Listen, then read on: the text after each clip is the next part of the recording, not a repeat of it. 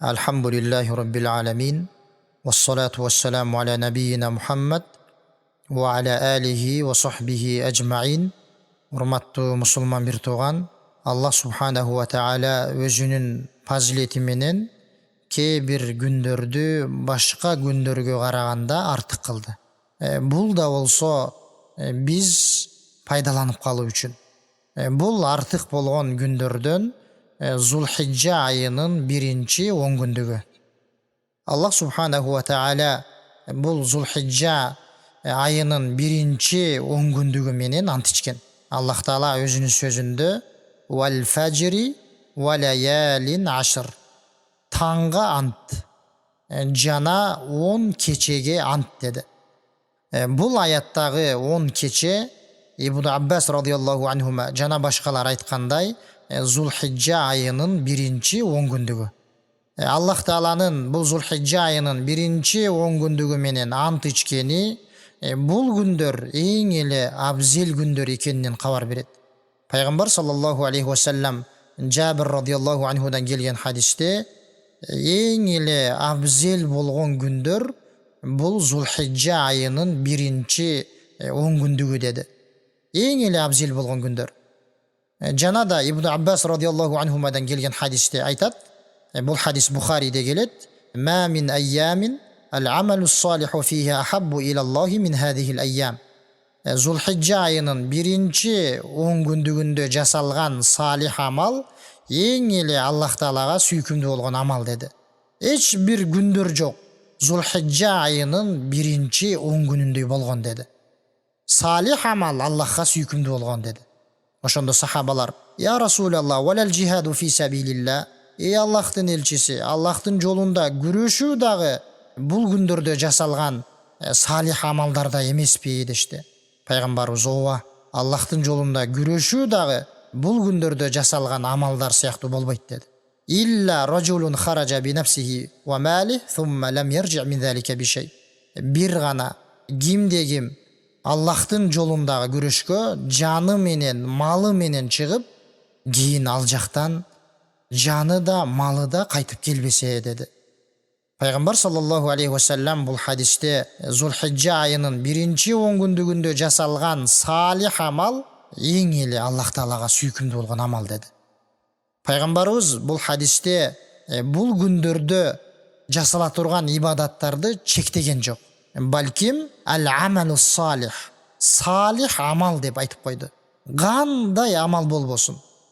Намаз окуу болобу, садака берүү болобу, орозо тутуу болобу, бирөөгө жардам берүү болобу, Куран окуу болобу, зикир айтуу болобу, баары кирет салих амал дегенге. Жана ошондой эле бул салих амалга эң биринчи фарыз болгон, важип болгон ибадаттар кирет. Ошондуктан урматтуу мусулман бир тууган, бул күндөрдү текке кетирбестен пайдаланып калуу керек. Жана да бул күндөрдө көп көңүл бурула турган амалдардын бири бул такбир, тахмид, тахлилди көп айтуу. Аллаху акбар, ла илаха иллаллах, алхамдулилла деген зикирлер. Пайгамбар саллаллаху алейхи ва саллям Ибн Умар радиаллаху анхумадан келген хадисте, бул хадис Имам Ахмадтын муснадында келет. Пайгамбар саллаллаху алейхи ва саллям бул Зулхиджа айынын биринчи 10 күндүгүнүн артыкчылыгын баяндап туруп айтат: «Фа аксиру фихинна минат такбири ва тахлили ва тахмид». Бул күндөрдө такбирди, тахлилди, тахмидди көп айткыла деди.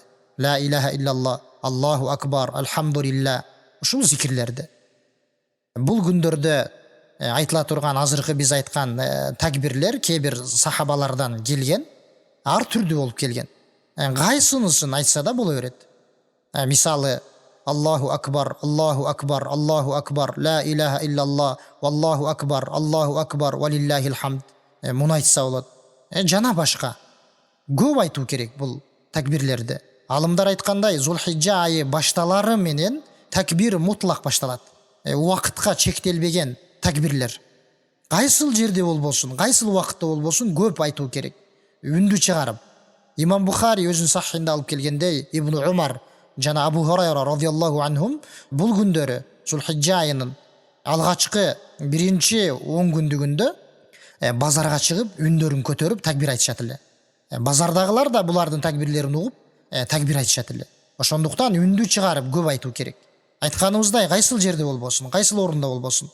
Жана ошондой такбир мукайят деп коет. Убакытка белгиленген такбир. Ал Арафа күндүн баамдат намазынан башталат. Ал парыз намаздардан кийин айтылат. Ташрик күндөрүнүн 3-чү күнүнүн шам убактына чейин. Ошондуктан бул такбирлерди айтканыбыздай көп айтуубуз керек үндү чыгарып. Жана да бул Зулхижжа айынын 1-10 күндүгүндө Арафа күн бар. 9-чу Зулхижжада. Бул күндө орозо кармоо сүннөт, мустахаб болот. Бул күндүн орозосу жөнүндө өзүнчө сабагыбызда кыскача айтканбыз, ошондой болсо да айтып коелу. 9-чу Зулхижжада Арафа күн, бул күндөгү орозону пайгамбар саллаллаху алейхи вассалам өткөн жылдын жана келе турган бир жылдын күнөөлөрүнүн кечирилишине себеп болот деген.